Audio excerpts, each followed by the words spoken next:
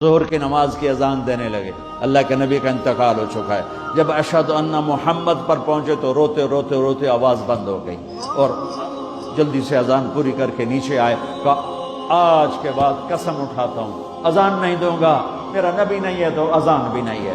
اور حضرت ابو بکر سے اجازت لے کر جب وہ خلیفہ بن گئے جہاد پہ چلے گئے، 6 مہینے تک آئے نہیں۔ لاکھوں صحابہ جہاد میں گئے، کسی کو میرے نبی خواب میں نہیں آئے، صرف بلال کو آئے۔ بلال یہ کیا بے وفائی، ہم سے ملنا ہی چھوڑ دیا، ہمارے پاس آنا ہی چھوڑ دیا۔ آنکھ کھلی تو ان کو یوں لگا جیسے اللہ کے نبی زندہ بلا رہے ہیں، یا رسول اللہ میں آ گیا، یا رسول اللہ میں آ گیا۔ اور اسی وقت اونٹنی کو بھگایا۔ 21 دن کا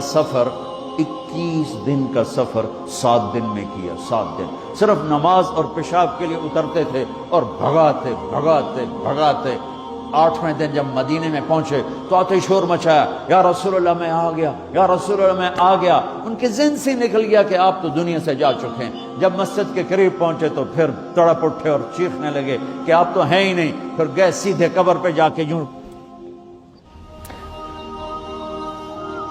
قبر کو لپٹ گئے، یا رسول اللہ میں تو آ گیا ہوں، آپ کہاں ہیں؟ یا رسول اللہ میں تو آ گیا ہوں، آپ کہاں ہیں؟ یا رسول اللہ میں تو آ گیا ہوں، آپ کہاں ہیں؟ بے قراری میں روئے جا رہے ہیں، میں تو آ گیا ہوں، آپ کہاں ہیں؟ میں تو آ گیا ہوں، آپ کہاں ہیں؟ ہے نماز کا وقت داخل ہو گیا۔ کون سی نماز تھی اللہ ہی جانتا ہے، اور سب کو پتا تھا بلال نے قسم کھائی ہے کہ اذان نہیں دیں گے، لہذا کسی کو جرت نہیں ہو رہی کہ بلال سے کہیں آج اذان بلالی سنا دے۔ تو چند صحابہ کو خیال آیا کہ نبی کے نواسوں کو سفارشی بناتے ہیں، حسنین۔ آپ نے فرمایا میری آنکھوں کی ٹھنڈک حسن اور حسین، میرے جنت کے پھول حسن اور حسین۔ تو صحابہ آئے بچوں کے پاس، حسن حسین، کہ بچوں آج کسی کی نہیں چلے گی، تم بلال سے کہو اذان دے۔ تو یہ دونوں ننھے منھے بھائی، حسن 7 سال کے، حسین 6 سال کے، 10 مہینے کا فرق تھا دونوں بھائیوں۔